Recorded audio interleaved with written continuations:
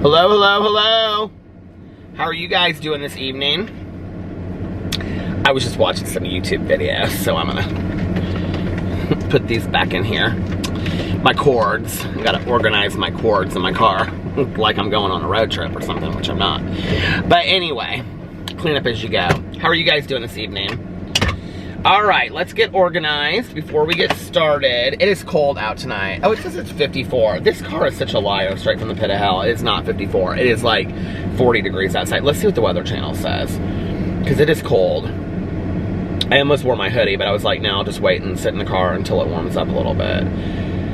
It also said, like, on the news, it's so weird, like, the news, because I follow, like, the local news station on Twitter, it said that it was, like, warming up over the weekend, and I looked, and it's, like, supposed to be 70. It's supposed to have been 70 for, like, over a week, but then it's, like, in the 40s. I looked. Okay, hold on a second.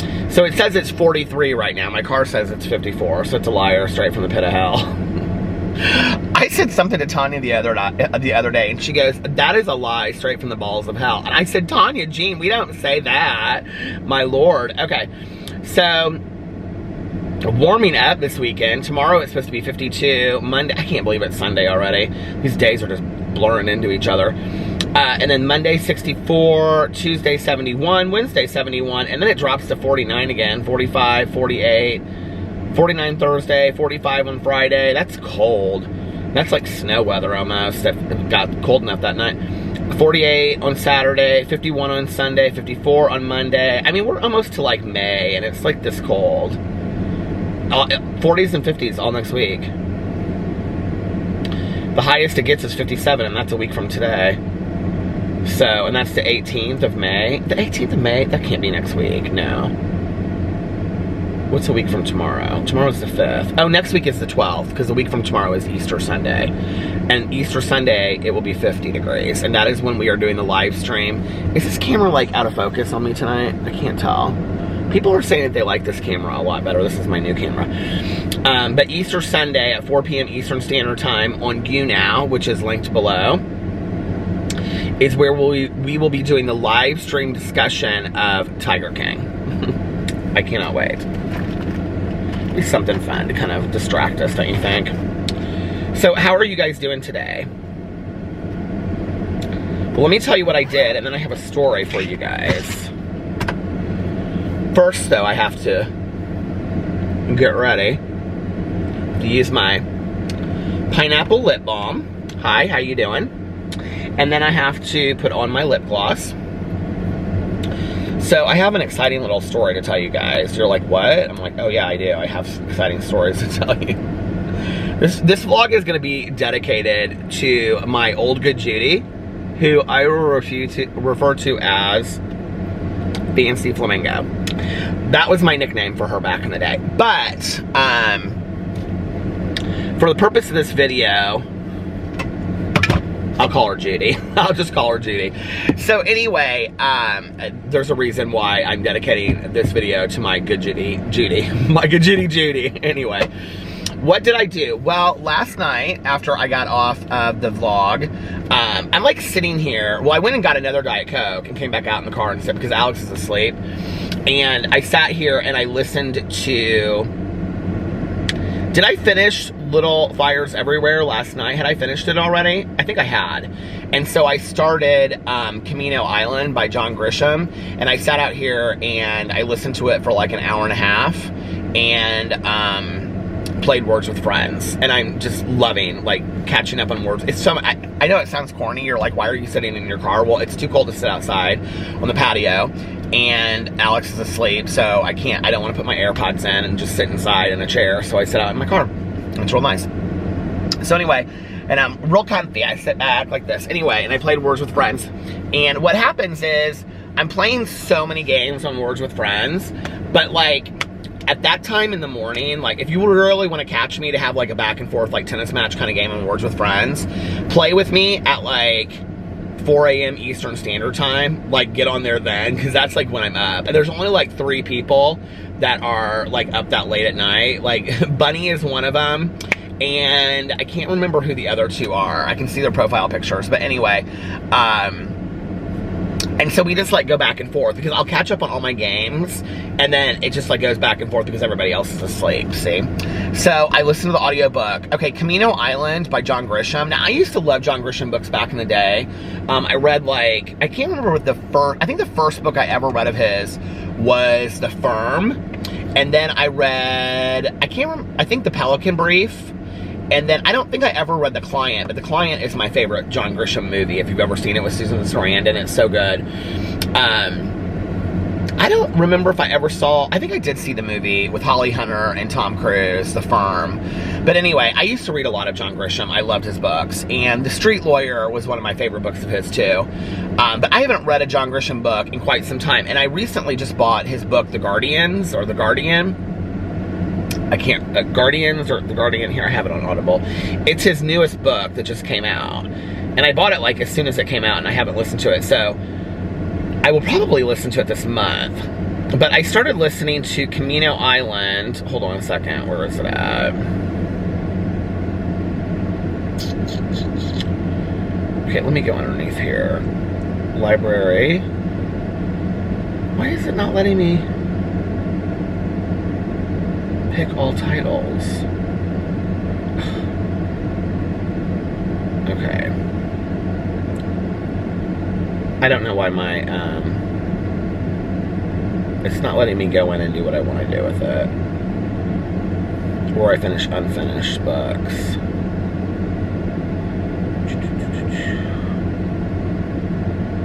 Where is it? Oh, I didn't buy it before The Good Nurse, did I? Oh, I guess I did. The Guardians. So it must have come out sometime last fall. It's 11 hours and 35 minutes. But what I realized was that there is a new book by John Grisham. I don't know. Actually, I don't know how new it is. And it's like the sequel to Camino Island, and it's called Camino Wins. When did it come out?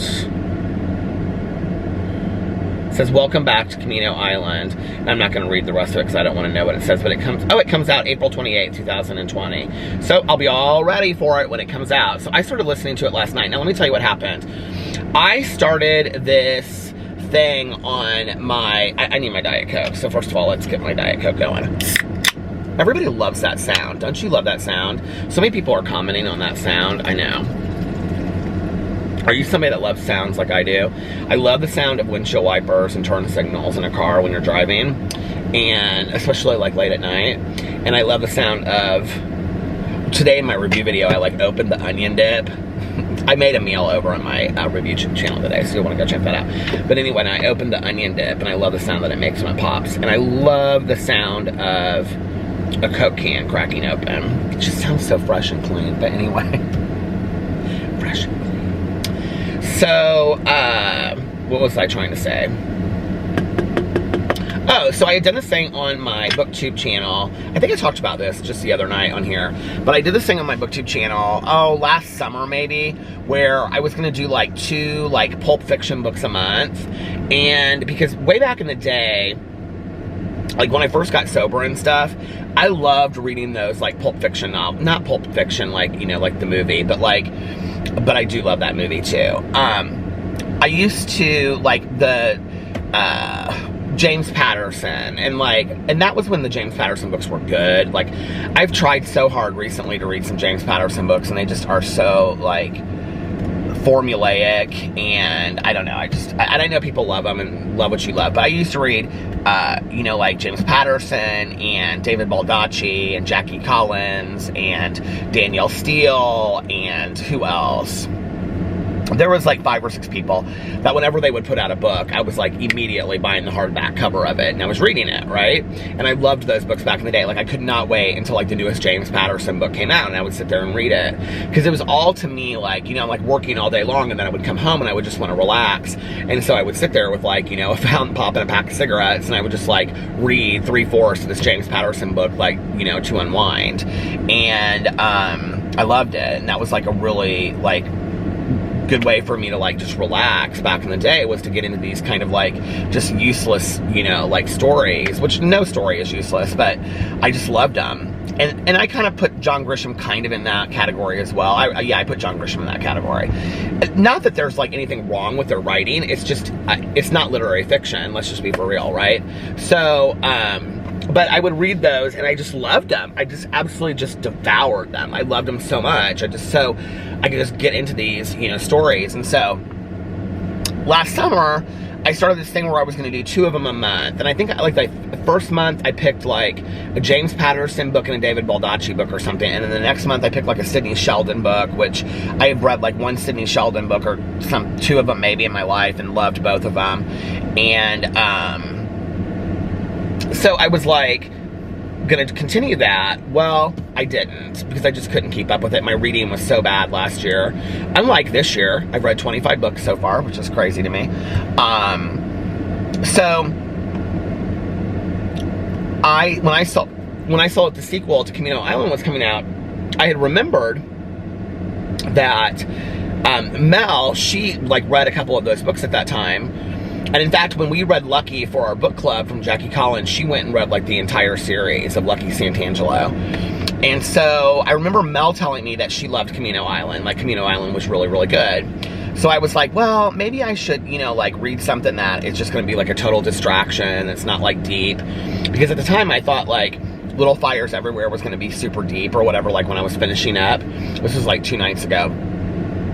It was deep, but it was like Tanya today said something about the show, and she goes, the show is so deep. And I was like, I didn't, like the book was good, but I don't know, maybe it'll hit me. Sometimes like I'll read a book and I'll give it like a 4, and then like a week or 2 later it's still like sitting in my head and I'm like, yeah, that book deserves a 5 because it like hasn't left my head. Maybe that's what'll happen.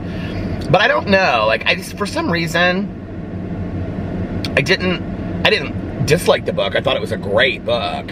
But I wasn't like, this is like the greatest book that I've ever read, you know? So anyway, did I talk about Educated on here? I was talking to Caroline last night, and she told me I need to read the book Educated, so I downloaded it. I was going to start listening to that last night, but instead I started listening to Camino Island. And man, I am so happy that I did. It is so good. It is so good. So Camino Island is about these guys that steal all of the original,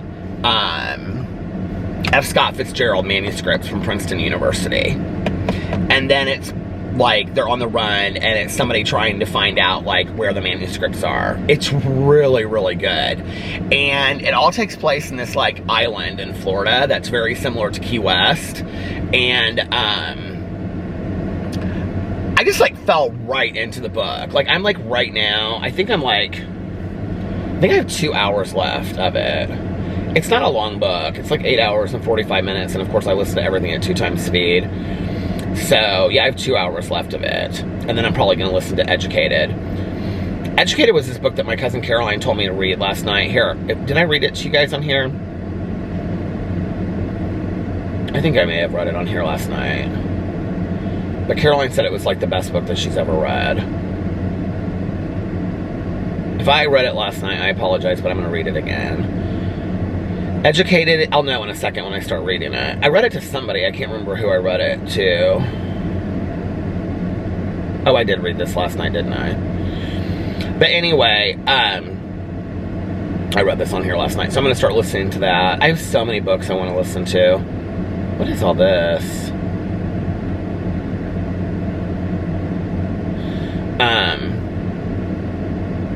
Yeah, so I did that. I stayed up last night, and then I was like, what is this? Your package is on its way. What did I order?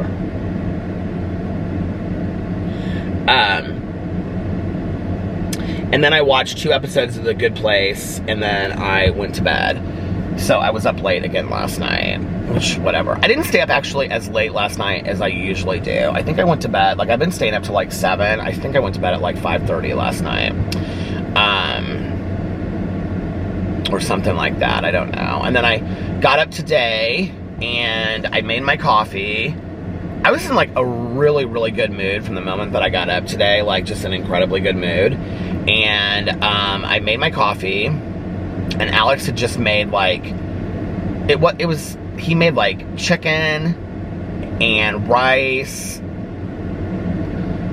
it was like all this like mixed together, and like with avocados he put on top of it, and then he put it on like this toast. It was like some kind of like avocado, like Cuban breakfast kind of toast kind of thing with hot sauce and everything.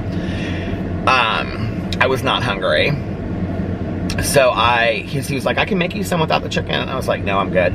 So I just made my coffee, and then I called a bunch of people. It was actually, it wasn't cool today, but it was nice outside, but it wasn't warm either. I mean, it was like upper 50s, so it was nice enough that we could like walk around outside. So Alex was doing some stuff inside, and I called and talked to a couple friends of mine, and then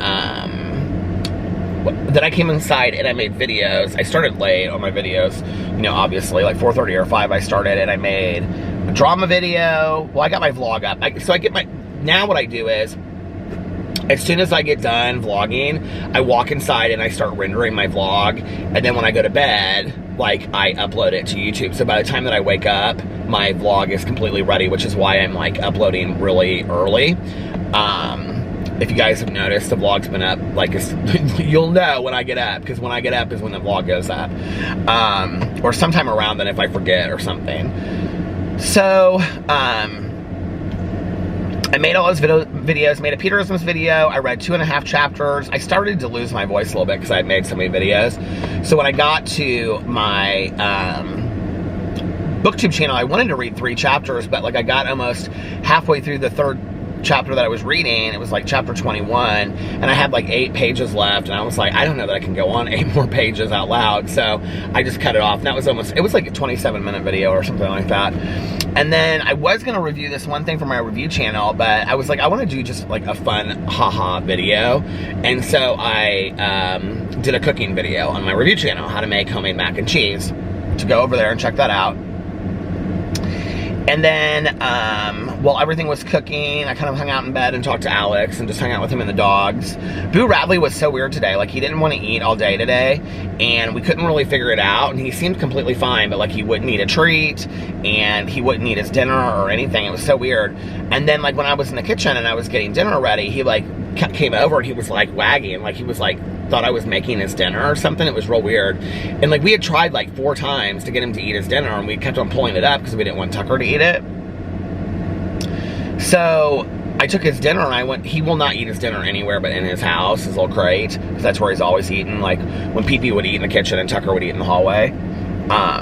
So I took the plate and I walked downstairs. I was watching this Jeffree Star something. I don't know, it was an Instagram something or whatever. And, because, you know, I'm always watching all that stuff to keep up with the drama. And I saw that he was showing, like, feeding his dogs. And his dogs, like he places his dog's plates of food, like, 10 feet apart. And I was like, do all people that have multiple dogs do this? Or is it, I mean, like, it's funny that he does it and that we do it. I bet a lot of people do that they, like, space their dog's food apart. They have to eat separately. Because I was like, that's exactly how we do it. But anyway, I put him down in his house, and at that point, like, I thought he was just gonna turn around and follow me, and he like took a bite and he looked at me, so I just like closed the crate and kept him in there. And I went back down there and I checked on him 5 minutes later, and the entire plate was licked clean. Like, he ate the whole thing. I was like, Boo Radley, good boy. Like, he was so hungry that he'd eaten the whole plate at that point. So then I felt really good about it. I was like not worried about it anymore, because I was kind of worried about it before, you know. So anyway, then Alex and we ate our dinner. We had mac and cheese, and Alex has been putting hot sauce on his mac and cheese, and I'm not really sure what this is about. My husband loves hot sauce on everything. He always has, but like now he's like doing it like, but not like on mac and cheese and stuff like that. He's been doing it like on everything. And so I was like, is that good? And he was like, yeah, or I wouldn't do it. I'm like, look, okay, we got like possibly months more in this house, like, pull it in, okay? But I just started laughing. So, I like put some hot sauce on my mac and cheese. It was so good. I love trying new things and then really liking it. It was really good. But he likes the hot sauce. I don't like that. I don't like it that hot. So anyway, And then we watched 2 episodes of The Handmaid's Tale, and I was like, I've got to go lay down. And he was like, well, you're gonna miss the next episode, because we're trying to watch it together, like we have a couple shows together. And I was like, babe, I told you I could watch like 2 episodes. I can't, like, I've got to well, I told him I could watch an episode and I was gonna lay down. And then after that, the first one, I was like, we can watch another one if you want to. So then when we started the third one, I was like, well, I'll have to catch up and watch it later, because I'm too tired right now. He was like, okay. I think the problem is, like, the show is really, really slow. Like, really slow. And I don't dislike it. Like, I like it. I think it's a good show. But I'm constantly in my head comparing the book to the movie. And the book, I put this on Twitter, and somebody said, I thought the book was really slow. I didn't think the book was slow at all. I thought The Handmaid's Tale, the book, was really fast. And I thought that it also went back and forth between, like, stuff actually happening, in whatever I can't remember what the city is called, or the state, or whatever, the Gideon, or something like that, Gilead, between there and, like, the past, like, you know. I thought it went back and forth enough that it made it interesting. And I was talking to Tanya, I was like, it's just really slow. And she was like, it is. She's like, but it's so beautifully shot, isn't it? And I was like, yeah, it's totally beautifully shot. But she goes, don't worry, it gets a little bit more intense. She's like, it gets better. I guess also because, like, I know what's happening. And I have to say, the show is sticks pretty firmly to the book. There are some things that I noticed that were kind of different, that I thought were kind of big deals in the book, but that were left out. I actually think the person that plays the aunt in it, I think it's Aunt Lydia, that's her name, I think something like that. She's fantastic in that role. Like, she's exactly what I imagined, if not even, like, harsher. And then Elizabeth Moss is fantastic, isn't she, that plays the main part. So, yeah. Of Offred, is that her name? But anyway, or Offred, however you pronounce it. And the girl that plays, or the woman that plays Serena Joy, too, is really good. But I only got into 2 episodes, so, we'll see. I thought the birthing scene was really, really good. Like, in the book, it wasn't as, like, it was a big deal in the book. I also feel like the book kind of, like, or the show is kind of, like, jumping around a little bit. Because that was later in the book, if I remember. It wasn't that early on. But it was a big deal in the book, but I thought they did a fantastic job in the show of just showing that whole scene, you know? Especially of, like, bringing the wife in. Like, I don't necessarily remember that from the book, but maybe it was in the book. I don't know. It made sense. It made total sense, but, so we watched that, and then I laid down, and then I just got up, and he's watching whatever that show is that he's been, like, trying to finish. My husband whips through series like nobody's business. He literally watches, like, 6 and 7 episodes. So, but he's kind of bored, I think. Like, I asked him, I'm like, are you bored? He's like, no. Oh, this was the other thing, too. So, well, I said to myself that I was going to allow myself to buy something that I wanted, like, every week. Like, once a week, I'm going to allow myself to, like, get online and buy something that I wanted. So dumb what I bought, too. So, I'm listening to Camino Island last night, right? And they're talking about this guy that owns this store. And, this bookstore. And he wears, like, what are those suits called? Shoot, they talk about him in the book all the time. Like, they're not pinstripe. Well, I can't think of what they're called. But anyway, the suits that you wear in summer. This is gonna drive me crazy. I'm gonna have to look. Like, they mention it 1,000 times. No, I didn't get one of those suits, but my husband has one and he looks so cute. Men's suit. Is it gabardine? No, you wear in summer. Seersucker. Isn't that what it is? It's like blue and white and yellow and white. Seersucker suit. Yes. So he wears, like, those suits and the with, like, a bow tie in the book, and then he always wears white Oxford, like buckskin Oxfords, with no socks. And I was like, that's gonna be my shoe this summer. Like, that's what I'm gonna do when I go out to all of these fancy things that I have to do because we're locked inside. I'm gonna get a pair of white Oxford Bucks for that, because my mom used to wear them too with like jeans and stuff. And I was like, I'm gonna get those. That was like her shoe in high school, and she put taps on the bottoms of them so that when she walked down the halls of the high school, she would like make noise and whatever. So anyway, my mom's, one of her proudest moments was that, I don't know if I've ever told this story on here. She was president of the sorority in high school. Her high school and another high school, they had sororities and like fraternities, and they still do in this town. Well, her high school is now closed down, but the other high school does. And they were like competing like sororities and fraternities. And my mom's sorority was like the sorority you wanted to be in, and it was called Cutie Pie. And so anyway, and then what's funny about this is they were like sororities, but they were kind of also like, the girls you wouldn't mess with. Like, they were like the popular girls, but you also wouldn't mess with them. And what's so funny about this is my cousin was in Dolls when she was in it was called Dolls. Can you even imagine when you were in high school? So anyway, Dolls.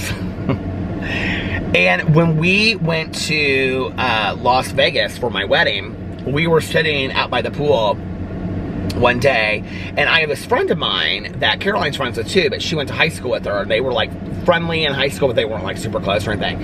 And this girl always like constantly brings up like stuff from the past. She's very much like me. Like, when we are together, we're like, do you remember this? Do you remember that? We and it can be anything from, do you know so-and-so, to do you remember this restaurant, or do you remember Aladdin's Castle where we would go play video games at the mall and stuff like that, right? And so she and I are always constantly like bringing up stuff from the past. So she and Caroline could care less about high school today. Like, she could care less about anybody that she went to high school with. She doesn't think about it. I don't think she's ever gone to a reunion. She could care less about all that kind of stuff, right? And and Caroline's so genuine and down to earth and real. But when she was in high school, she was kind of like, I wouldn't say I didn't realize it, I guess, but I did know that she, like, and her friends were kind of, like, popular, and they were not the mean girls necessarily, but they were, like, you know, there was, like, 4 of them that ran together, and they were, like, the popular girls, and I think I kind of knew it or something, but anyway, so we were sitting out by this pool, and it was like 6 or 7 of us in a circle, and Caroline's just like laying there, and she's like, you know, like just taking in the sun and whatever, and my friend's like going on and on and on. She's like, oh my God, Caroline, you were so popular in high school and whatever, and Caroline's like, I was not popular in high school. First of all, Caroline could care less if she was or not. She's like, it's 35 years ago, who cares, right? And she's like, no, she's just laying there. She's like, no, I was totally not popular in high school. And this girl's like, yes, you were. I mean, you were in Dolls. And Caroline's like, I know, but I wasn't like popular or whatever. And the girl, she keeps on going on. She's like, no, Caroline, you were so popular. And Caroline's like, no, it's just like, why? Just let it go, whatever. And she's like, yeah, I mean, you were like in Dolls. And she's like, yeah, I know, I was in Dolls, but it really wasn't that big of a deal. And the girl goes, I mean, you were like secretary of Dolls. And Caroline went, she said something, she goes, I was president of Dolls. Like, she didn't care that much, but she cared a little bit, right? You know? Oh my God, I still give Caroline such a hard time over that today. It cracked me up so much, but... So anyway, my mom, when she was in high school, my mom, she had like car crash bangs that were like real short, and she had short, which was like the only time in her life she ever did, platinum blonde, bleach blonde hair. She like bleached her hair blonde. One time she like bleached her hair, and she had this like towel in her head, and like she like fell asleep with bleach in her hair, and like she woke up and her bangs just like fell off. So anyway, so she, so, God, I wish my mom was here to tell some of these stories, because some of these stories were so funny. So anyway, but my mom back in high school, she would wear like jeans and like sweater sets, and then like white, like Oxfords, you know, like she would call them like white bucks. And she put taps on the bottom of them, like tap dancing shoes, so that when she walked down the hall, you would hear her coming, like that, you know?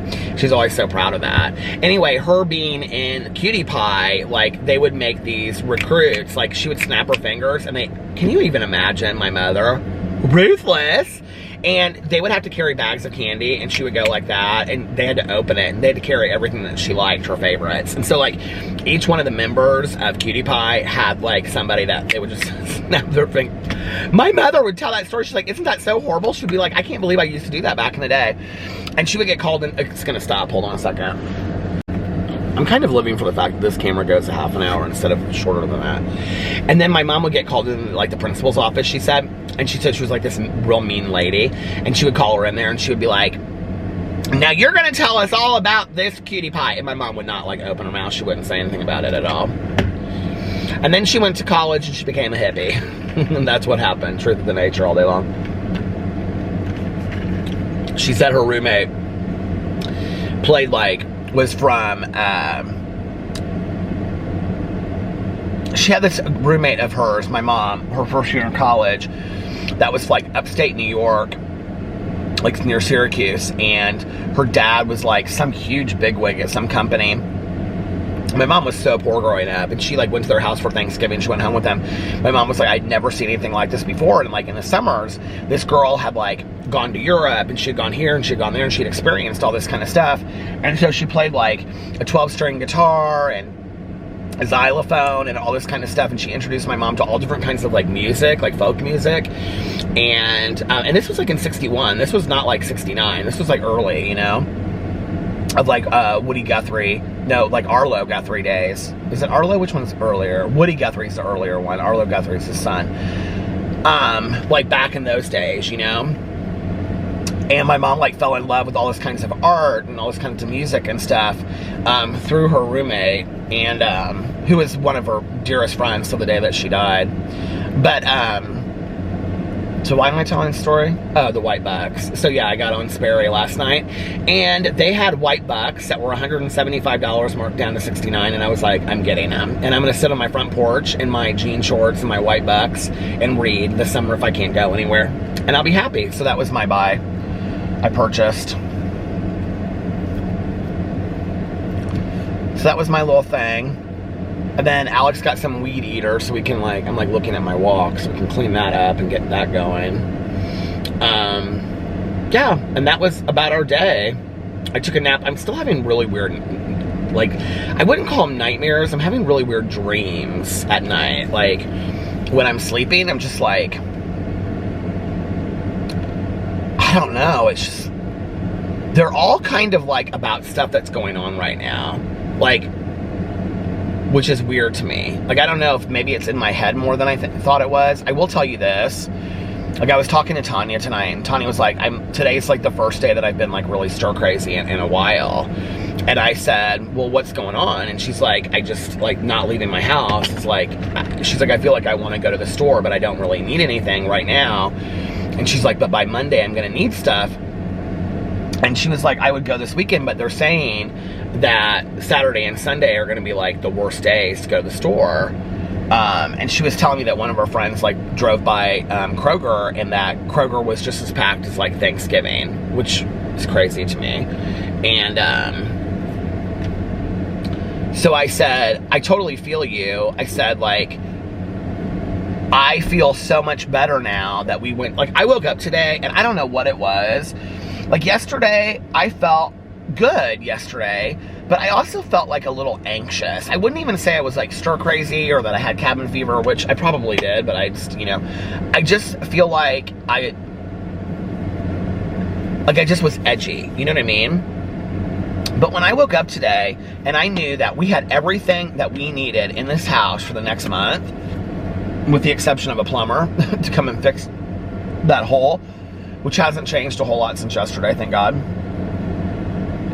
I was like, I felt so much better today. I was like, I don't have anywhere to go. I don't have to leave. And in fact, like, I was talking to Alex, like, when I was laying in bed tonight with him earlier, when we were just like waiting for the dinner to be done.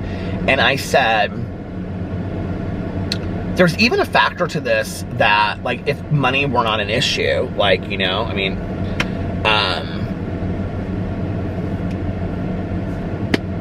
because of people not working and things like that, that, like, I really enjoy, you know, about, like, him being at home. And, you know, like, I feel like my day is kind of I can, you know, get up when I want to and go to sleep when I want to.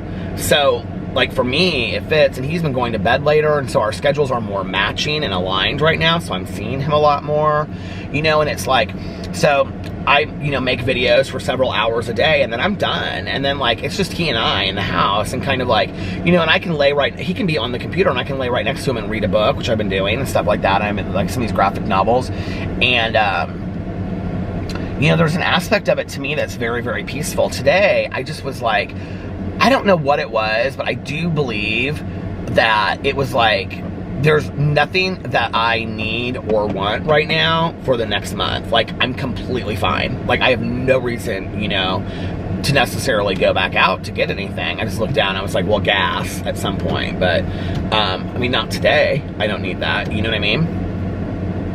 And I was like, it felt very safe, and I liked it. And I was like, you know,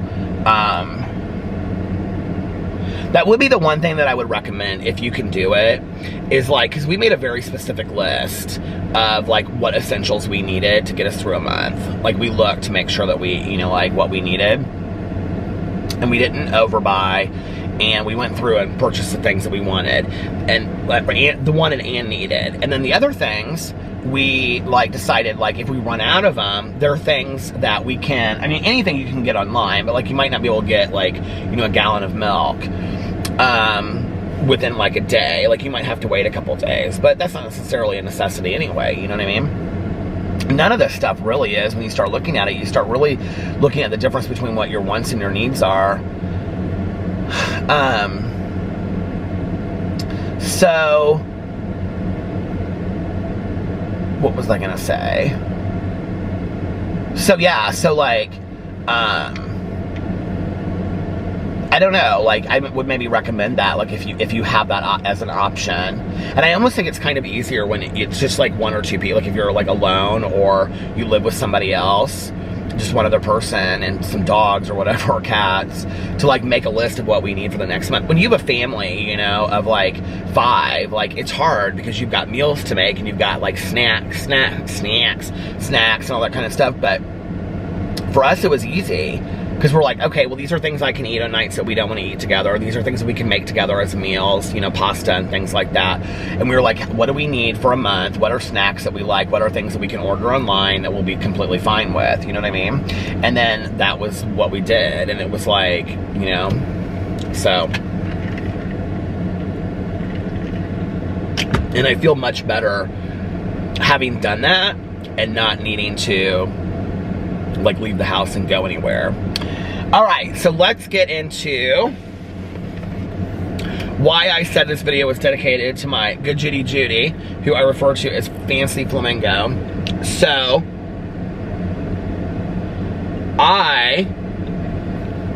last night, this is so nice, Rebel Refinery, and I think it's like $10.99, and it's so nice.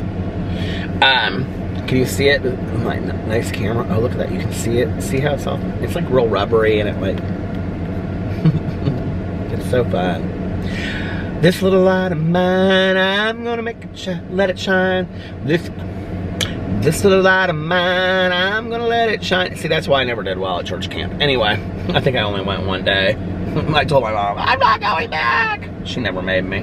Anyway, so I was sitting down here last night listening to my audiobook, and I was waiting for people to play their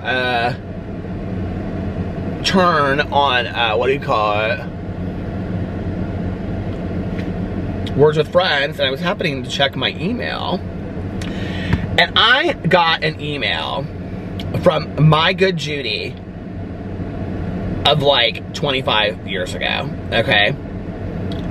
Which about killed me, on my, she didn't write me back yet, on my booktube email, okay? I was so thrown out. I like screamed in my car when I saw it come up. I was like, oh my God, like, cause it's like her, so anyway, it's like this long email. I should read you, I don't know.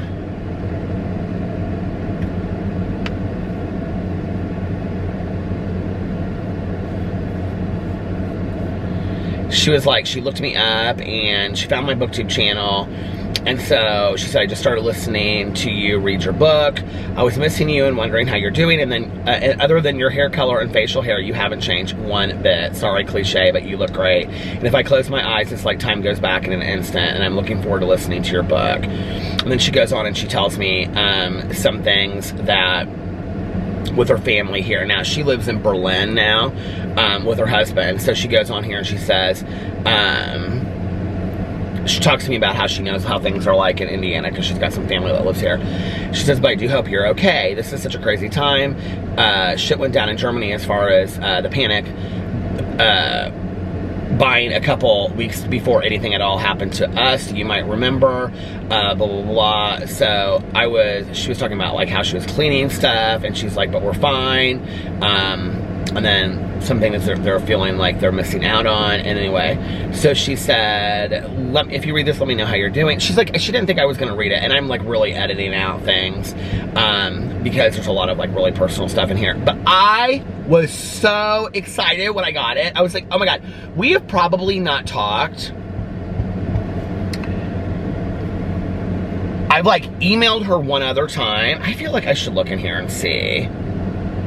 I've like emailed her one other time.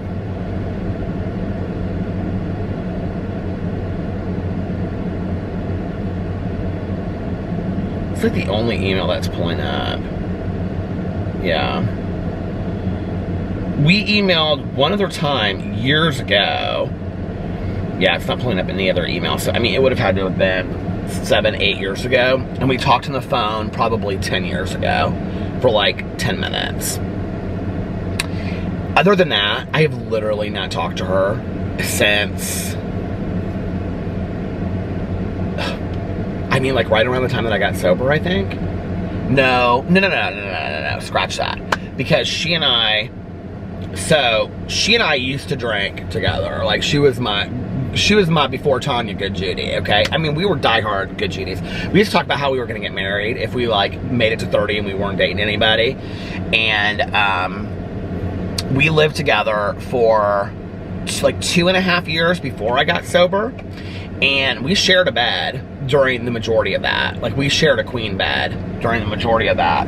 And then after I got sober, she moved back here to Indianapolis, and my first boyfriend and I and she, the three of us, got an apartment together. We got a 2-bedroom apartment in Fishers, Indiana. And so, yeah, like that was, and we like lived together, I think, for like 2 years. Yeah, I think we were together for 2 years. All of us in that apartment. Oh my God, I miss her so much. And it's so crazy because like you guys know how like Tanya is my like heartstone now. Like she was my heartstone then. And I said to her in the email, it's so funny because like my best friend of like, 20 some years, you've never even met her. Like, you know what I mean? No, okay, wait. Because when she would have moved, maybe we were together in that apartment a year and a half, 2 years. I feel like we were in there 2 years, but maybe it was just a year. But I don't think it was. Maybe it was just a year. I don't know. But, well, it would have been when we moved into our new apartment. He and I is when I met Tanya.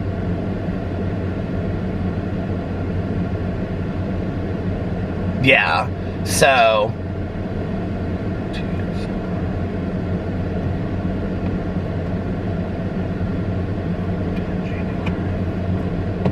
We would have had to have been in that apartment for like a year and a half, I think. Which would have like been right, because then I would have met Tanya around that time. Yeah, like, I mean, I literally, like, she moved and I met Tanya like real close after that, which is crazy.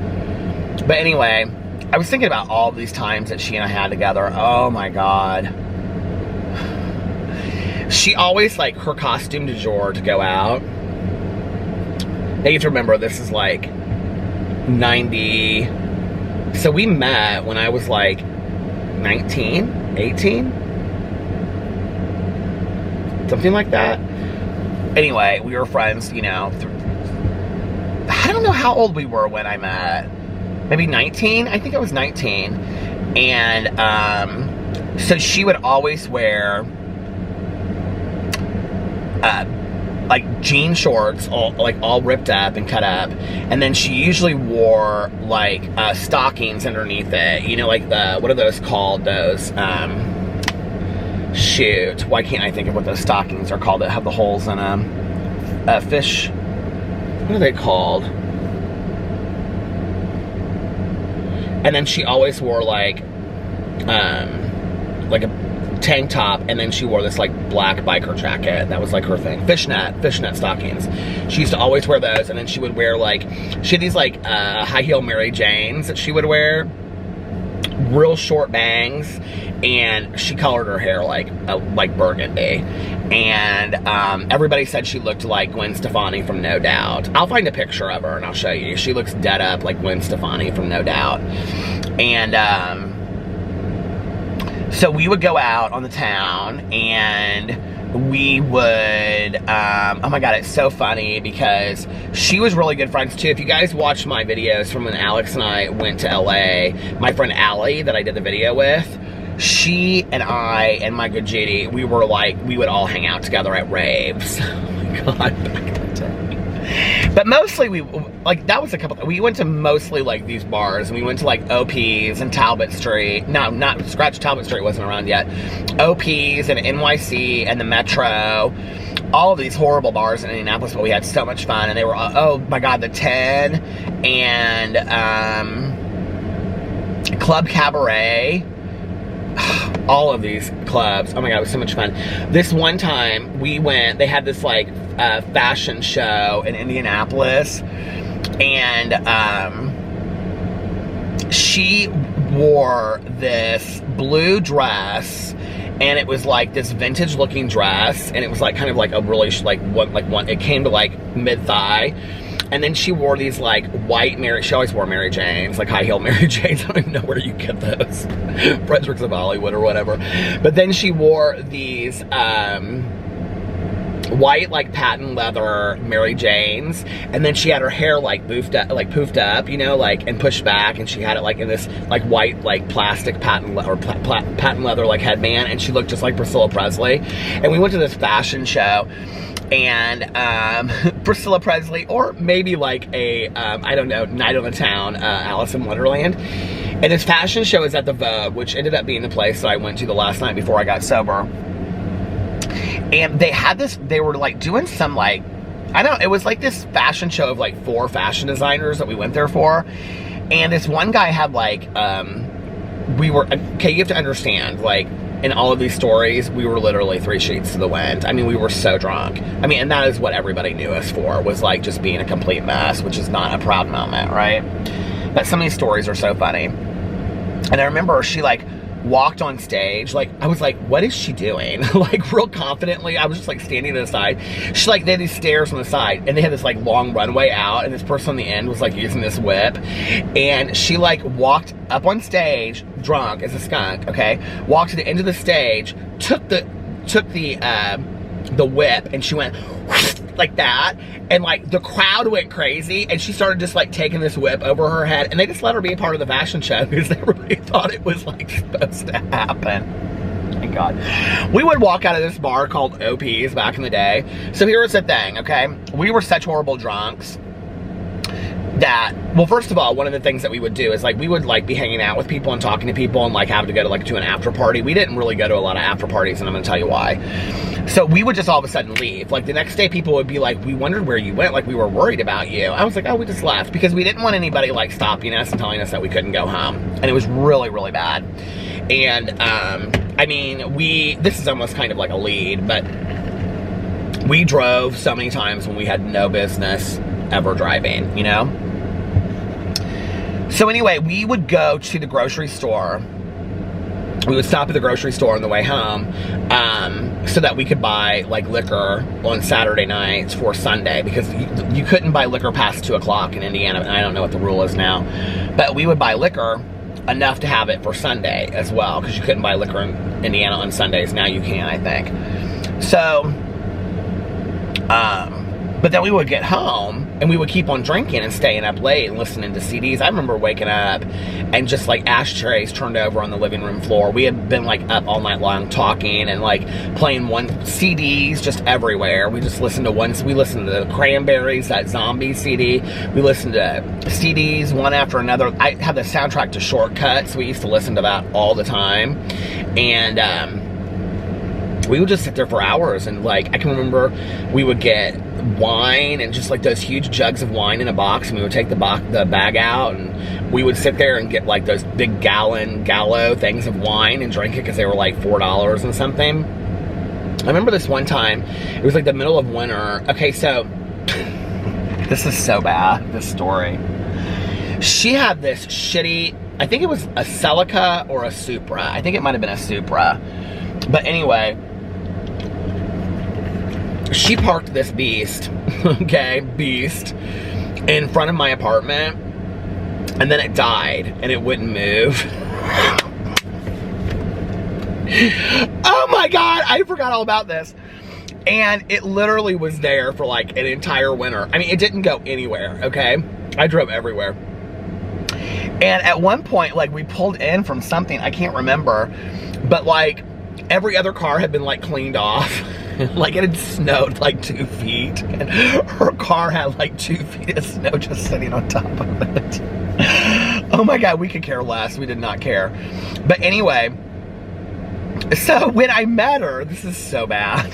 When I met her, I actually think, what was the first night that she got into a fight? Okay, so this is what happened. So, and this guy actually still lives in Indianapolis. And you know, when I think about the people back then that like I hung out with, it is really hot in here. When I think about the people that I hung out with back then, like he was like one of the like the popular crowd. Like I wanted like really to be like part of his group. And you know, what's interesting is that like all of my life I had like never fit in and never been part of like any popular group or any kind of group of, you know, whatever, except from like my friends in high school. But we weren't, you know, like I think there was always a part of me that wanted that to some degree because it was acceptance and validation. And so then all of a sudden I come out and I'm part of that group, you know? But he never liked me. Like he never liked me, which is so funny because when I see him now, like we get along so well. And he's like one of the only other people besides me that like, and he's not a person in recovery. Like he was never an addict or an alcoholic. And in fact, I don't really remember him drinking and doing a lot of drugs back then either. But he's somebody that's actually turned his life around a lot. There's like 4 or 5 people that I know that really have. And, but they were really good friends, and they got into some like fight in the bar, and she's like screaming and yelling at him. I can see it in my head. It was at this bar called NYC, which was on Mass Avenue back in Indianapolis back in the day, and it was like the club to go to. And my friend like forever dated the owner of this bar, and so we were always like going down in the basement, like drinking in these special rooms and stuff. It was real shady, but anyway, that was my friend who took his life. God, it just keeps on getting hotter and hotter in here. That was my friend who took his life, which was really sad. But he dated the owner of this bar for like off and on for years. What was his name? Oh, I just remembered it. But anyway, I wonder what happened to him. So many guys I got crushes on in that bar, you know? But anyway, so she was in a fight with him at the bar, and I like looked at her, and so like he like said something to her, and he was like, "Find your own way home." And she was like, "Okay, I will." And he like marched off, and she was like, I was like, "Do you need a ride?" And she's like, I think we were doing shots or something together, and he got pissed at her because like I was buying her shots, and he was trying to control like how much she drank or something. People were always trying to do that to us back in the day. And I was like, "Do you need a ride home?" And she was like, "Yeah." And I go, "Okay, let's go." So we left, and she came back to my house, and I think that was the first night that we like got liquor and sat up in my house all night long and drank. Well, okay. I think this was like the first of like a 3-day stint for us of like drinking and going out every day, of which one of the nights was a Sunday. So it would have been like Friday, Saturday, and Sunday, right? Well, by Monday morning, she didn't get up, my good Judy, she didn't get up in time to go to her job, okay? It is so hot in here. I keep on turning down the heat. I don't know what's going on. It's like on 69. It shouldn't be that hot in here. Why is it doing that? I like don't want to open my window because it kind of freaks me out. somebody was laughing in my comment sections about like me locking the door. You would too if you sat in the driveway. Listen, okay? But anyway, so she went into work that Monday, and I can't remember like exactly what happened, but she went into work that Monday and she was a nanny, and she had like the most like cush job. Like she was making a ton of money. And she loved kids. And so she went in, but she was like 2 hours late, and they were real pissed about it, because she was like basically like a live-in like nanny. She didn't live there, but she like was there every single day for like 8 hours. And they had kids that were like, I can't remember, but they were like real, like an infant to like all the way. And the mom was there, I think, but she had to be there too. So, like, she showed up, and they're like they sat down and they like talked to her, and they're like, you know, like, this is like, we need you to be here. We rely on you. We love you. We care about you, blah, blah, blah, whatever. And she was like, okay. And so, like, that night she came home, and she was like, now, I have to tell you, her home, like, literally overnight turned into my home. She literally moved in, like, the next night. Like, she brought a bunch of stuff over that night because we were going to go out on the heels of her almost losing her job. Right? Because that's what you do. Is that you bitch and complain about it. So she came over, and I was like, that is so horrible. Like, that they don't care about you like that. And we, like, got totally drunk, right? And I don't know if we ended up going out that night or if we just sat in my apartment and got totally ripped drunk. All I know is that she went to work the next day, and I will never forget what they told her. All these years later, okay, 27 years, 28 years later, they sat her down and they said, we're going to have to let you go because we just don't feel like your heart is in the job anymore. We laughed over that. We thought that was so funny. I don't know why. In retrospect, we thought that was so funny that they told her that her heart wasn't in the job anymore. And she's like, you know what is so sad about it is that, like, I really loved that job. Like, it was my favorite job I'd ever had. So anyway. So she moved in with me, and she started waitressing. And we had a blast, and we had such good times. I mean, we got in some horrific fights, but we had such good times too. We had really, really good times. I remember this one time. These are all like really bad drunk stories, okay? But I remember this one time. We had this other girl that we were friends with who I actually found, like, I had not been able to find her for 20 some years. And I found her, and it was real weird because when I was moving out of my first apartment, she stopped by like 2 days before I was getting ready to move out, and I was able to make amends to her back then, and it was like an on-the-spot amends that I never expected to make. And she just stopped by, and she's like, I just was thinking about you today. And she was like, you know, like we had a class together, and I actually fixed that carriage light thing by myself. I'm so technological. But anyway, we had a class together, like when I got sober, and then I dropped out of it. And so like the next semester, she like called me, and we talked for like 2 or 3 minutes on the phone, and I said, yeah, I went to treatment, I'm getting sober. And I thought she was drinking the way that she did before. She was like a really, really close friend of mine. And I was like, yeah, I can't continue to hang out with you and whatever. So then flash forward like 9 months, 10 months. Oh, it would have been like almost exactly a year after that. Well, when did we move into our apartment? I think it was like in January or February. It was like, so flash forward like exactly a year later, and she showed up at my apartment one day, and I was just like packing stuff. I remember I was packing stuff up, and she came up, she was like, can I come upstairs for a second? And we talked, and she was like, you know, I want you to know how much I care about you. And I was able to make amends to her that day, and it was a godsend because she tolerated so much of my bullshit back then, you know, because she loved and cared about me so much. And I think that's actually what, you know, when you look at alcoholics and addicts, the people close to them are the ones that get hurt. Obviously, they're the ones that get hurt the most, typically, you know. And I mean, unless in like severe situations of like, you know what I'm talking about. But so anyway, but I remember this one story. This was so funny. She was in my apartment, and it was me and my good Judy and her. And she was like a diehard friend of mine. I mean, we used to like, when my friend, she moved away for like, my good Judy moved away for like 6 months. At one point, like maybe 3 months. It wasn't that long. I'm just gonna stop, hold on. She moved away for like 3 months, 2 or 3 months at one point while we were drinking. God, I don't even believe it was that long. Maybe it was just like, I think maybe she just went home for the holidays or something, and I don't know. But she was gone, and so like my friend and I, we would like stay up every night, and we would like drink, and we wrote together because we were like writers together. And we would like tape, this is so funny, I look back on this. I must have these tapes down the basement somewhere. Because I have every tape cassette I've ever owned. We would tape ourselves like we were doing a radio show. Oh my God, I wish I could find those. I would die if I could find those. Like, we would literally just push record. And then we were drunk as skunks.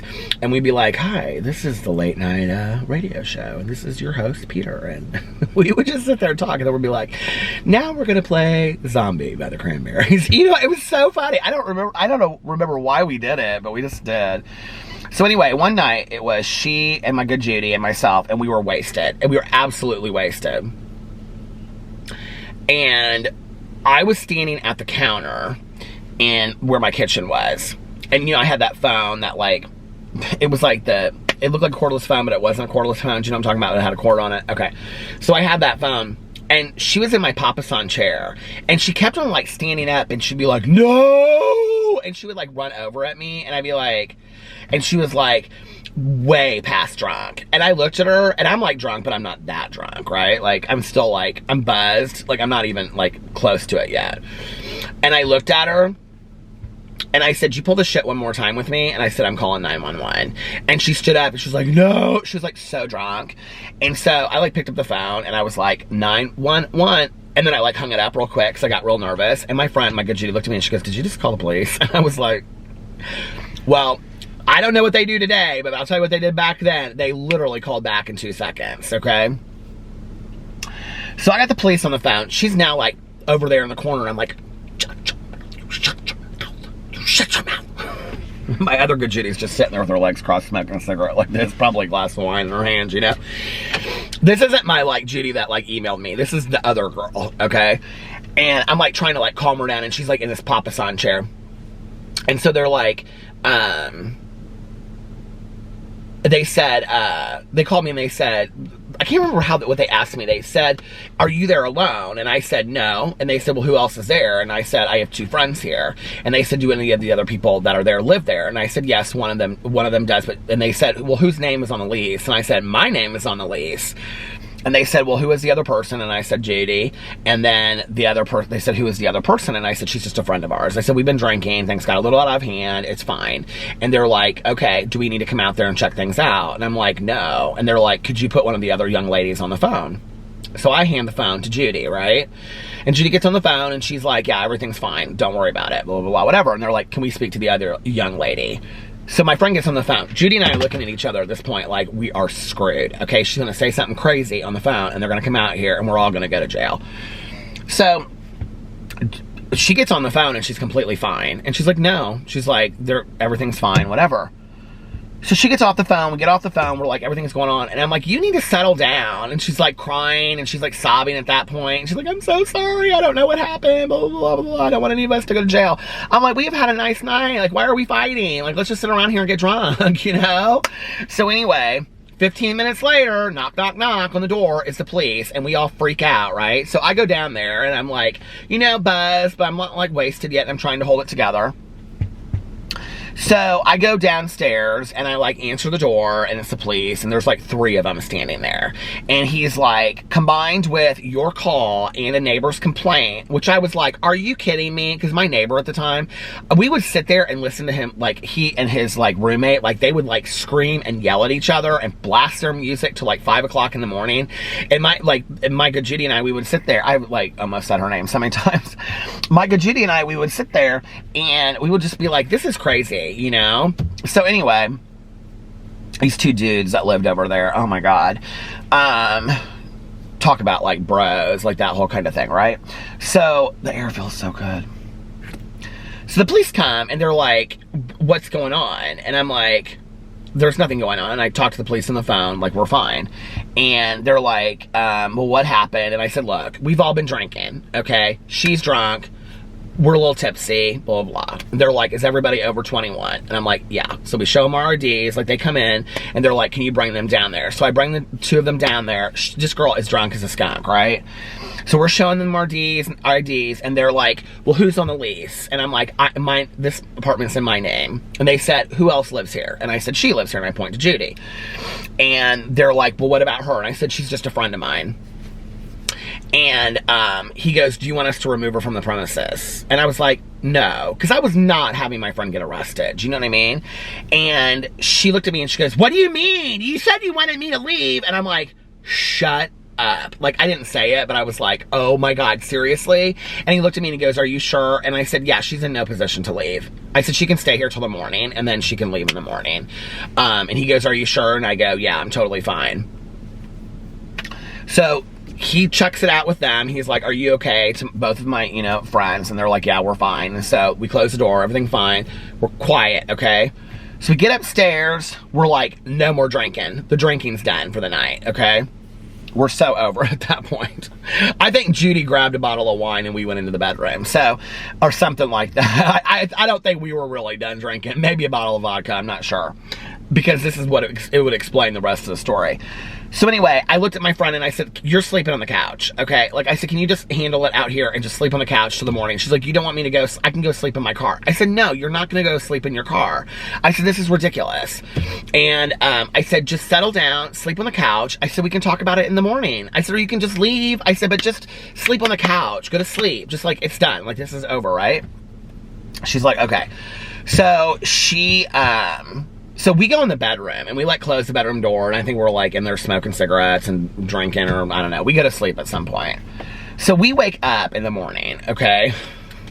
And we open the bedroom door and there's like a note on the bedroom, like right, like as soon as we open the bedroom door, there's like a note right there. And she said something, it was like, I didn't feel right sleeping in your apartment after the fight that we had. It was obviously when she was drunk that she wrote this. So she was like, I decided that I was gonna go sleep in my car for the night. And when you wake up in the morning, come get me and I'll be out there and we can talk about things and, you know, resolve this. And I was like, okay. So then it's like, and then she had like timed the note and the note was like, I don't know, 2:30 a.m. or something, right? So we go downstairs to go like talk to her in the car and I open the front door and there's like a note up against the door and it's like, it says, it's like 12:04 or something, who knows what time it is. I don't know, it was early. It was like 4 hours before we got up. And it says, I could no longer wait for you guys to wake up. She was like, took complete responsibility for everything that happened. She was so embarrassed and whatever. I kind of felt bad for her, but anyway, we were still friends after that. So yeah. We used to recreate entire Madonna, she and I, because she loved Madonna. We used to recreate, not Judy, my other friend, we used to recreate entire Madonna music videos together. And she would always try to like, look like Madonna in the Express Yourself videos and stuff. She loved her. So anyway, yeah, that was like just one of the stories of me and Judy. And then Judy and I, we used to go out. We forever went to this bar called OP's. Well, she kind of fits in, actually. Okay, the battery's gonna die. Hold on a second. I think I have another battery in my car. In my fanny pack here. Yeah, I do. So I will be right back in 2 and 2. My camera is so hot right now. You know what's so strange is that, like, my Sony Alpha 5000 did that, but the Canon has never done that, so I don't know why it's doing it now. This like battery is like so burning up. But you know what? I emailed her back last night at like, well, I don't know. I'll tell you what time. I wonder if I can't believe she doesn't email me back. It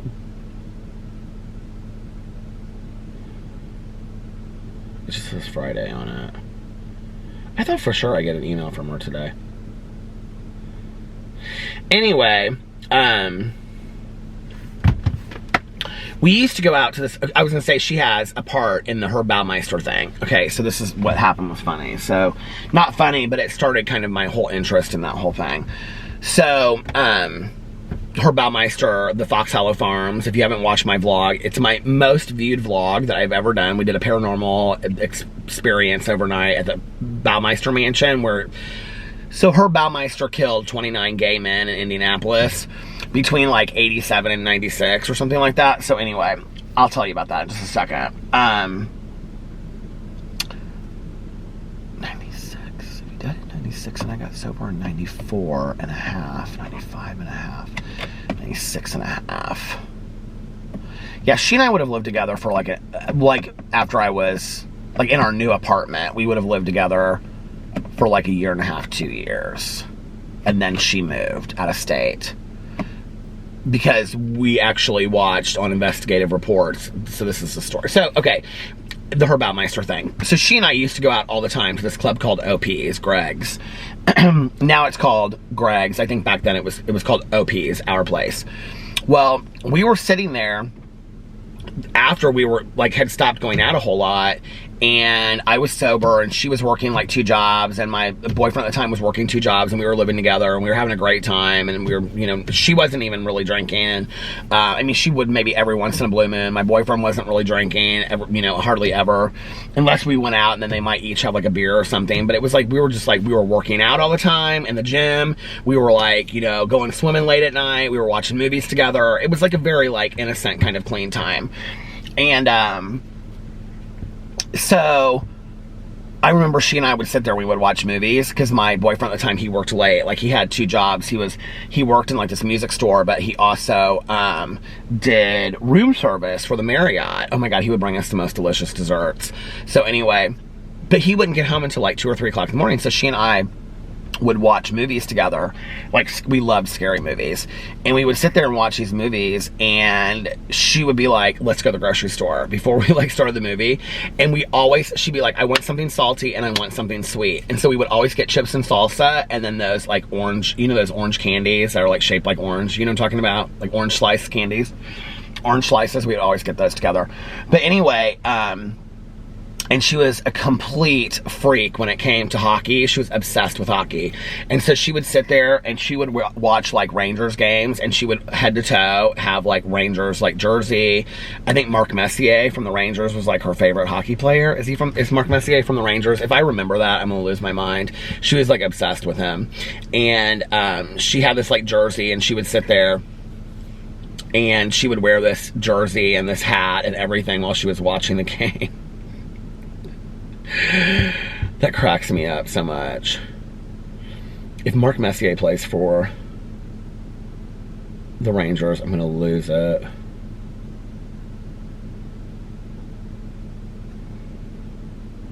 How could I ever? It won't pull it up on my Google. What is going on with my Google? Oh no, he didn't. Who is the one that she liked? Oh wait. Former special assistant to the president and general manager of the New York Rangers. So I guess he did have something to do with the New York Rangers. But who is the New York, famous New York Rangers player that she liked?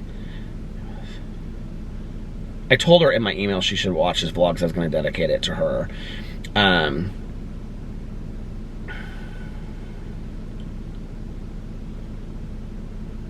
Oh God, it's on the tip of my tongue. The other guy that she liked. Why can't I think of it? Well, Mark Messier, it pulls him up. Not Wayne Gretzky.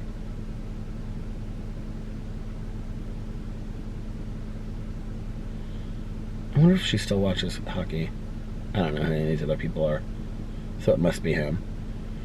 But anyway, so we would do that. But I can remember going out to OP's and Greg's, and she would come out, and I don't know how she did it, but she would have like a full drink. I mean, I'm not talking about a beer, okay, but although sometimes it was, but I'm talking about like a full cocktail in a plastic cup inside the inside pocket of her leather jacket, her biker jacket, which was my biker jacket that she had worn forever. And she would like, we would walk out and she would just like pull it out of her pocket and light a cigarette. I was like, how are you? She totally, like, if you ever watch Absolutely Fabulous back in the day, she was totally Patsy, like 100%. I was like Eddie and she was Patsy, and people used to always compare us to them. I mean, true story, they really did. So, but she just would like, she was crazy. So anyway, but just like always kind of very calm, no matter what we got into, but always ready to fight somebody if they came for me too. She was like, I said that to her, I said, you were always the most loyal friend. She was like ruthlessly loyal. But anyway, it was so good hearing from her. I was trying to think of some other stories of things that happened to us.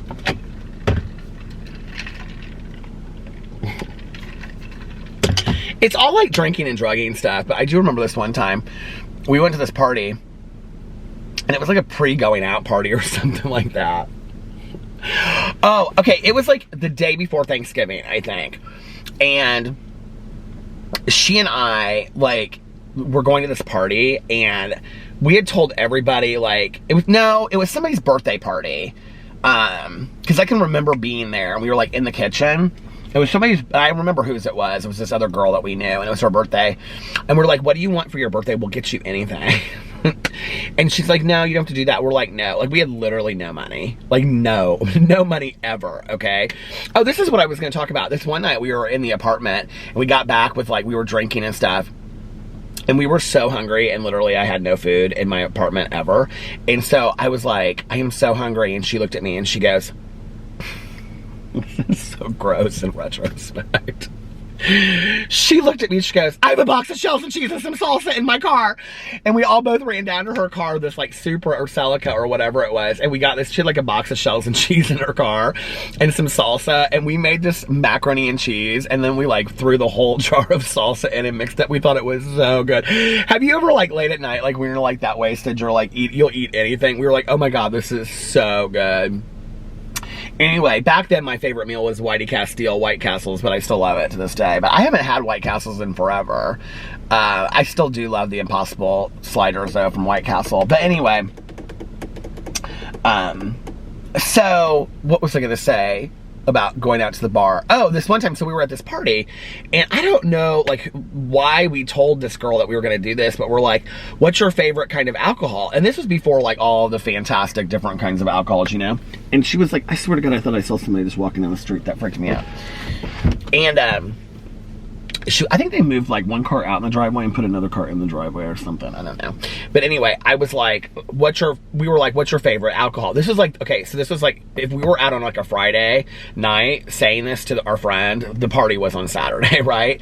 And we're like, what's your favorite like alcohol? And she was like, Absolute Citron. And we're like, girl, we're gonna get you the biggest bottle of Absolute Citron tomorrow. Don't you even worry about it, okay?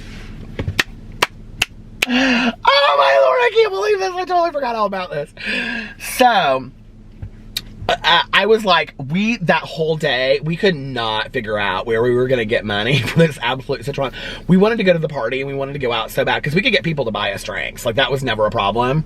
We could always get people to buy us drinks. And, like, I would just, like, kind of, like, section my money off so that, like, because I was in school, so my dad thought I was, like, in school and getting good grades, so, like, I was, like, living money at that time, so I would make sure I had it. I mean, I wasn't using it to live or for food or anything like that. I was literally using it to go out, period. And, which was why he was so pissed when he finally put all the pieces together, like, when I was in treatment. I, honest to God, like, looking back, I have, like, you know, not really... Like, sometimes I wonder, like, how did I have the money that I had to get away with the shit that I don't really know, in all honesty, you know? I know she paid for a lot of stuff during the time that we were living together. So anyway, because we were not living together at the very end. Like, she moved home, well, she moved back in with her grandfather when I was, like, let's see...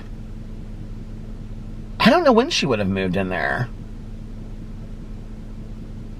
Well, she visited for Thanksgiving, I remember that year. Because she and I kind of got into it on Thanksgiving. And that was right before I got sober. I feel like she visited for Thanksgiving. And she stayed with me one day. No. And I remembered, you know what's so funny about this? She and I got into it. And I said something about, she was ironing this shirt with an ironing board. And I said, girl, just let me do it. She goes, what are you talking about? I said, just let me do it. I can iron it. And I grabbed the iron. And to this day, true story, to this day, I have a burn mark right here from that iron. True story, 27 years later. So anyway, also, I have the coffee burn on my hand right here from, do you guys remember before I went to Los Angeles last year? So anyway,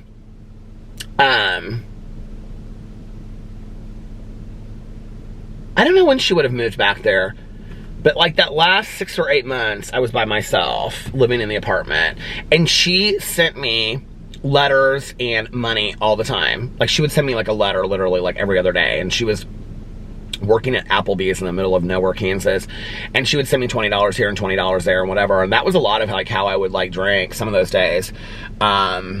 And then, you know, of course, at the end, like, with the dealing and stuff like that, it just was really a mess. Like, and I think that's really how I got a lot of, like, the money was, but I was a horrible dealer. I was just, like, not good at it at all. And, oh, that's a whole other story to talk about how I got into that, because that was with somebody I was dating. But anyway, so she and I could not figure out how to get this bottle of this Absolute Citron. So I don't know what we did. We scrounged up enough change. We went to this liquor store up the street, and we literally bought her like one of those like pint-sized bottles. I cannot believe we were not ashamed to walk into that party, girl. We were like, here you go, girl, hey. We hope you like your present. She probably looked at that and was like, here's like 2 drinks worth. You know, we were like, hey, girl, hey, we got you, you know. We were so excited to give her this alcohol. So anyway, we're sitting in this party, okay, pouring ourselves the biggest drinks because everybody else has brought like real size alcohol, BYOB. And we're like pouring ourselves these huge drinks. We're getting wasted before we get to the bar. Well, we're standing in the kitchen at one point, and they're passing this joint around, okay? Like, this was back when people smoked joints. And they're passing this joint around in the kitchen. And so my friend is like, she's like leaning up against the island in the middle of the kitchen. And so at any point that the joint has to go to somebody else, she's in the middle of the pass. Do you get it? And I'm sitting right next to her. So our friend, okay, so like it's her party, right? So she's like, you know, hits the joint, and then she passes it to like my friend, like, and then pass it to, like, you hit it and then pass it to somebody else. So my good Judy, she hits it, then she passes it to me. Then I passed it to like Joe, let's say over here, right? Then Joe hits it, but like to get it back to the other side to somebody else, he has to pass it to me. So I hit the joint, I pass it to Judy, and then Judy passes it to like, let's say Steve, right? So anyway, we're like in the middle of this circle. And it takes people about 10 minutes to figure out that we are hitting this joint every single time it comes around. Oh, God. We got like asked to leave that party or something because my friend was like, what do you used to call that back in the day? Bogarting? Or what would you call that back in the day when somebody would like steal your joint? Quit bogarting that joint, dude, or something like that. This girl's yelling at my good Judy, and she's just laughing at it because she thought it was so funny. She's like, you can take your pot and piss off or something like that. She's always getting lippy with somebody, always, right? Even though they were like our good friends. And she's like, and we would leave and she'd be like, I don't care, I don't need them. I'm like, yeah, we kind of do, because they're like the ones, and she's like, let's just go to the bar or something. So anyway, oh my God. She came over to so many family holidays too. Like, she was a part of my family. Like, she came over for Thanksgiving and Christmases and stuff like that because her family lived out of town. So a lot of times she wouldn't go home for it. And so she would come over to like my family's Christmas often, you know? Look, I can't wait to tell Caroline that I talked to her. But anyway. And then I got sober, and she was so incredibly supportive of me. And it was, you know, and it was, like, in her way, without really knowing a lot about sobriety and stuff, you know? Like, she was so completely supportive. And, you know, there were some times, like, when we lived together that, like, I was a little worried that she was, like, in her bedroom, like, drinking by herself a couple times and stuff like that. But not many. Like, that was, like, towards the end of, like, when we were living together. But not many. But, you know, she was so supportive, like, the second that I quit drinking, like, she quit drinking, like, around that same time. And, like, you know, whenever I would see her, and, like, when we moved in together, I would say for, like, the first, like, good part of it, like, if she was drinking in her room, I, to this day, still don't know it, but I was, like, worried about her sometimes back in the day. But she was so completely supportive, like, in a way that, like, I only had a few friends that were like that at the time, you know what I mean? She was one of them. And she ended up, actually, she went out to California and she moved in with another friend of mine down later. And but first she went to someplace else. So anyway, it was so great hearing from her.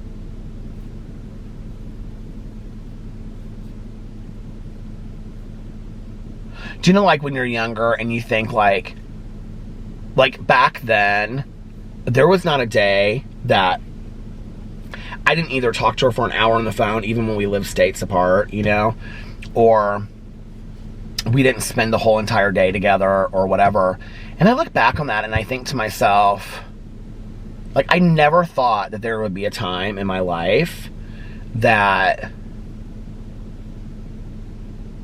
she and I, like, didn't talk, you know?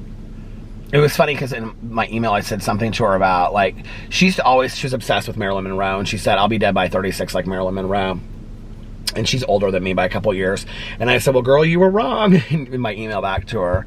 But, you know, like, I never thought that there would be a point where she and I lived, like, this far apart, let alone out of countries away from each other, and that we didn't talk on a regular basis, and didn't talk for years and years and years upon end, you know? And we never had a falling out. Like, that's the thing. Like, we never had this, like, fight where we were, like, done with each other. That was totally not it. Like, ever. We never had that, you know? I mean, there were some things that happened between us that, like, we've since, like, we talked about later and whatever. But, like some kind of crazy stuff that happened between us that we later talked about, you know?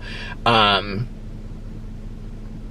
like, at the end, like, when we stopped talking, like, she was at that point living in New York, and we would talk, like, once a month, and then it went to, like, once every 3 months, and then it went to, like, every 6 months, and then we just stopped talking, and there was no reason. Like, it wasn't like we were upset with each other. I mean, she was living in, like, Brooklyn at the time, I think, and we were, like, there was nothing, it was, like, nothing bad, you know? And that was probably in between my first and second boyfriend. Around that time was about the time that we kind of stopped talking that much. And I don't know, it's just, you know, I've had a lot of friends like that. Like, one of my closest friends in high school, very, very similar to that, you know, like, we used to literally talk, like, I don't know, 5 or 6, she lives cross country, she lives in Portland, and we would talk like 5, 6, 7 times a year, and we have the same birthday except we're a year apart. And then I would and then it went to, like, 2, 3 times a year, and then it went to, like, just our birthdays, and then we just stopped talking. And it's just, I think it's something that just happens over time, you know? I've got several friends like that, and it's like nothing ever happened. It was just our lives changed, and, you know, like, I look at the people that are in my life today, and I have a couple people in my life that, you know, are like, I mean, obviously, Tanya's been part of my life for 20-some years, you know, 23 years at this point.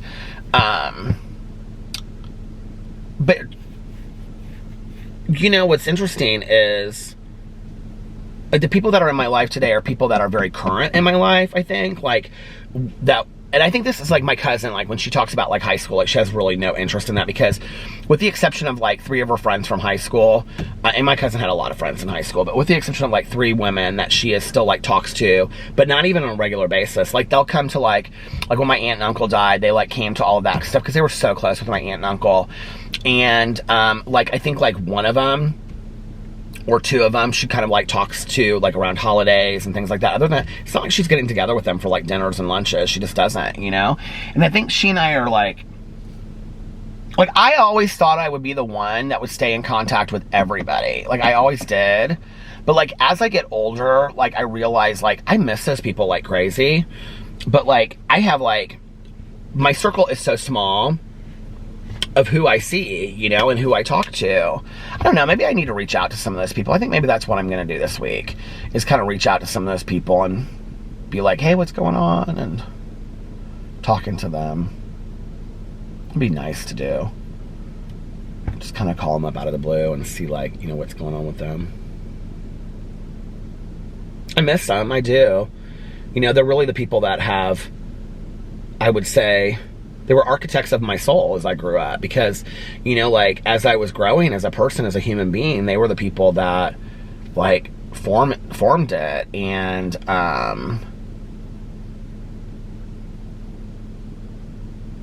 you know, like, I look at all these different experiences that I've had with these people, good, bad, you know. And tonight I told a lot of like, you know, old like drug using stories and stuff like that and drinking stories, but she and I had just as many fantastic stories that had like nothing to do with that. You know what I mean? Like,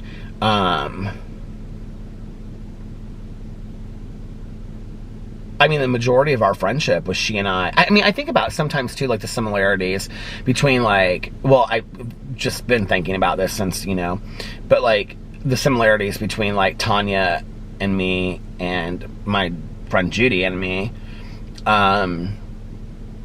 It's so funny saying her name like that because that's obviously not her name, you know.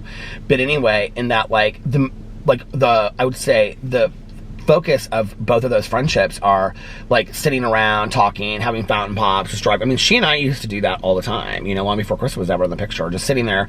And like before I got sober, it was a lot of drinking, but after I got sober, it was like, let's go up to, we loved going to the library. I remember on Sundays, like one of our favorite things to do was going to the library, and she loved to read and I loved to read, and we would, you know, get books out at the library, and then we would get like movies, and we would come home, and that's where we got the movies, I think, back then, is we would go to the library because we were always trying to save money. And you know, then we would like order a pizza or something like that, you know, like we would get like some coupon for like 2-for-1 pizzas from Papa John's or something. We used to have so much fun, you know, and it was just like simple fun. And we would take walks around the neighborhood, and you know, we'd be like, do you want to walk up to the gas station and get like a slushie? And like she and I and my boyfriend would walk up and, you know, get a slushie at the gas station and stuff like that. We used to have such a ball, you know. We would sit on the back patio with this patio that overlooked the front of the office, and you could see these fountains and stuff, and we would just like sit out there and talk. When I got sober, she quit smoking, and yeah, I think she quit smoking. She got really, really into working out, and she worked part-time in a gym, and so she like quit smoking. She started eating like pretty healthy, other than like the orange slices, the salsa, and the pizza, but like really she started eating pretty healthy, and she was working out all the time, and she was kind of obsessed with it. She was a beautiful girl to begin with, but like she got really, really into like the whole health of it, and she stopped smoking. And but we would sit out there on that patio. I remember I had these chairs out there that we would sit in, and we would just like talk, you know, late at night and whatever. And I don't know.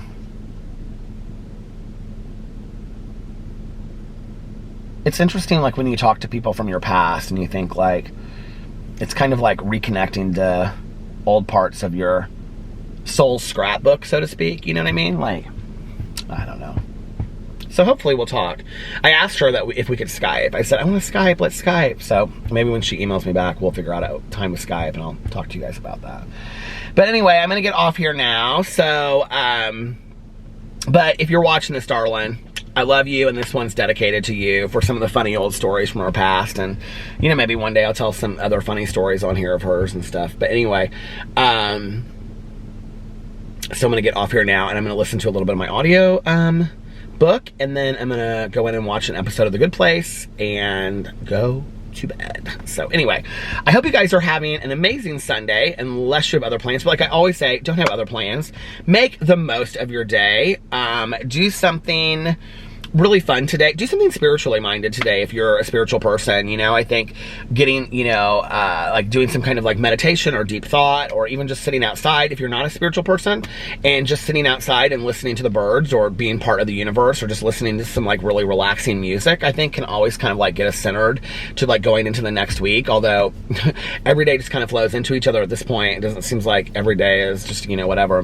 But anyway, and also, you know, do something fun today, and then do something that will make yourself proud when you look back on it tomorrow, or next week, a year from now, or 69 years from now. Oh, family friendly. I meant to say 60 years from now, 60 years from now. Laughing at my own jokes. And if nobody else has told you this today, I love you. And make sure that you look at yourself in the mirror every single day, and you do your daily affirmations. And I used to list a whole bunch, but I'm just going to pick one every single day. Look in the mirror today and tell yourself you are beautiful, and you matter, and you are a good person. And today is going to be an amazing day full of opportunity, peace, and serenity, and lots of laughter. I think lots of laughter is really, really important at this point, you know, like, I think we need that a little bit. Not an inappropriate laughter, I think just laughter, you know, maybe watching some funny shows. My mom back in the day, she loved, like, you know, Meatballs and Caddyshack and those movies, and I think, you know, sometimes I think about, like, what my mom would do to get through this, which she would really be struggling through this, but I do think that she would find some, maybe some peace in watching something funny. So maybe try that. And most importantly, reach out to somebody that, you know, like, reach out to an old friend. I think that's what we should all do. Today, we should all reach out to an old friend that we haven't thought about in a long time today. And just say, hey, I was just thinking about you, and I thought that was so nice. It totally made my entire week. So, yeah, reach out to somebody that you haven't thought about in a while, and let them know that you're thinking of them. Also, practice random acts of kindness, but remember, most importantly, don't tell anyone, because we're just doing it to be better people, to put some good out there in the world, and to feel better about ourselves. And, you know, it's a nice thing to do. It's a good thing. It's the right thing to do, right? I remember saying to my sponsor back in the day, because there's a recovery saying that's, do the next right thing. And my sponsor goes, I think that statement is bullshit. I go, why? And he goes, it's just do the right thing. And I was like, so anyway, and yeah, I think that's, anything else? No, I think that's it. Thank you guys for watching. I really appreciate it. And if you've made it this far, please put some blue hearts in the comment section below. And I love you guys. Thank you so much for staying with me and watching over here. And to the OG Wolf Pack and to the new Wolf Pack, woohoo! And thank you guys for keeping me sane and giving me a place to come and talk and vent. I don't have anywhere to go, so I get to sit in my car and talk for an hour and a half every night, and it's really nice. And I love you guys so much. You mean the world to me, and thank you for watching. And I love you, and I will see you guys tomorrow. Bye. Love ya!